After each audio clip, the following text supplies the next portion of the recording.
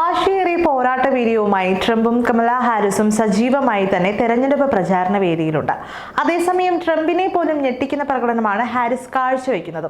എന്നാൽ ട്രംപ് അനുഭാവികൾ ഇപ്പോൾ ഗൂഗിളിനെതിരെ തിരിഞ്ഞിരിക്കുകയാണ്. Google CEO ആയ സുന്ദർ പിച്ചൈക്കെതിരെയാണ് ട്രംപ് അനുഭാവികൾ തിരിഞ്ഞിരിക്കുന്നത്.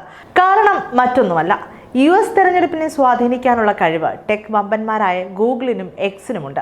എന്നാൽ ഇവിടെ ഗൂഗിൾ പക്ഷപാതം കാണിക്കുന്നു എന്നാണ് ട്രംപ് അനുഭാവികൾ അവകാശപ്പെടുന്നത്. ഇന്ത്യൻ വംശജയായ ഹാരിസിനെ കൂടുതൽ പിന്തുണ നൽകുന്ന രീതിയിലാണ് സുന്ദർ പിച്ചൈയുടെ കീഴിൽ ഗൂഗിൾ പ്രവർത്തിക്കുന്നത് എന്നാണ് ട്രംപ് അനുഭാവികളുടെ അവകാശവാദം. അതേസമയം മറ്റൊരു വമ്പനായ എക്സിന്റെ സിഇഒ എലോൺ മസ്ക് തന്റെ പിന്തുണ ട്രംപിനായിരിക്കുമെന്ന് നേരത്തെ തന്നെ വ്യക്തമാക്കിയിരുന്നു. അമേരിക്കൻ പ്രസിഡൻഷ്യൽ തെരഞ്ഞെടുപ്പിന്റെ പ്രചാരണ സമയത്ത് ട്രംപിനെതിരായ വധശ്രമം പരാജയപ്പെട്ടതുമായി ബന്ധപ്പെട്ട സെർച്ച് റിസൾട്ടുകൾ ഗൂഗിൾ അടുത്തിടെ ഒഴിവാക്കിയത് വിവാദങ്ങൾക്ക് കാരണമായിരുന്നു. ട്രംപിനെ കൊല്ലാനുള്ള പദ്ധതി പരാജയപ്പെട്ടതിനെ കുറിച്ചുള്ള വിവരങ്ങൾ തിരയുന്ന ആളുകൾക്ക് സെർച്ച് എഞ്ചിൻ പ്രതീക്ഷിച്ചതൊന്നും നൽകാത്തപ്പോൾ പലരും ആശയക്കുഴപ്പത്തിലായി എന്ന വിമർശനം ഉയർന്നിരുന്നു. ഇതെല്ലാം മുൻനിർത്തിയാണ് ട്രംപ് അനുഭാവികൾ ഗൂഗിളിനെതിരെ തിരിഞ്ഞിരിക്കുന്നത്. കൊലപാതക ശ്രമം എന്ന് ടൈപ്പ് ചെയ്തപ്പോഴും രാജ്യത്തെ മുഴുവൻ നടുക്കിയ പെൻസിൽവാനിയയിലെ ബട്ട്ലറിൽ ജൂലൈ 13 നടന്ന സംഭവത്തെക്കുറിച്ച് യാതൊന്നും ഗൂഗിൾ നൽകിയിരുന്നില്ല എന്ന ആക്ഷേപവും ട്രംപ് അനുഭാവികൾ ആരോപിച്ചു. വരാനിരിക്കുന്ന തിരഞ്ഞെടുപ്പിനെ സ്വാധീനിക്കാൻ സുന്ദർ പിച്ചൈയുടെ നേതൃത്വത്തിലുള്ള ഗൂഗിൾ മനഃപൂർവ്വം സെർച്ച് റിസൾട്ടുകളിൽ കൃത്രിമം കാണിച്ചു എന്നാണ് ഇവരുടെ പക്ഷം.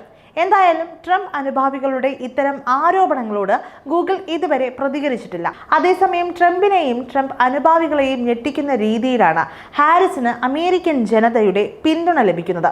മാത്രവുമല്ല, യുവാക്കൾ കൂടുതൽ ഗൗരവത്തോടെ തെരഞ്ഞെടുപ്പിനെ നോക്കിക്കാണുന്നു എന്ന റിപ്പോർട്ടും അമേരിക്കയിൽ നിന്ന് എത്തുന്നുണ്ട്. പ്രസിഡന്റ് ജോ ബൈഡൻ മത്സരത്തിൽ നിന്ന് പിന്മാറുകയാണെന്ന് അറിയിച്ചതിന് ശേഷമുള്ള 48 മണിക്കൂറിനുള്ളിൽ 38,500 വോട്ടർ രജിസ്ട്രേഷനുകളാണ് നടന്നത്. ഇവരിൽ 85% 35 വയസ്സിൽ താഴെയുള്ളവരാണ്. 18 വയസ്സുള്ളവർ മാത്രം 18% വരും. സാധാരണയായി രജിസ്ട്രേഷൻ നടത്തുന്നവരിൽ 80% പേരും വോട്ട് ചെയ്യുകയാണ് പതിവ്. അതുകൊണ്ട് തന്നെ ഈ കണക്കുകൾ സ്ഥാനാർത്ഥികൾക്ക് നൽകുന്ന ഊർജം ചെറുതൊന്നുമല്ല.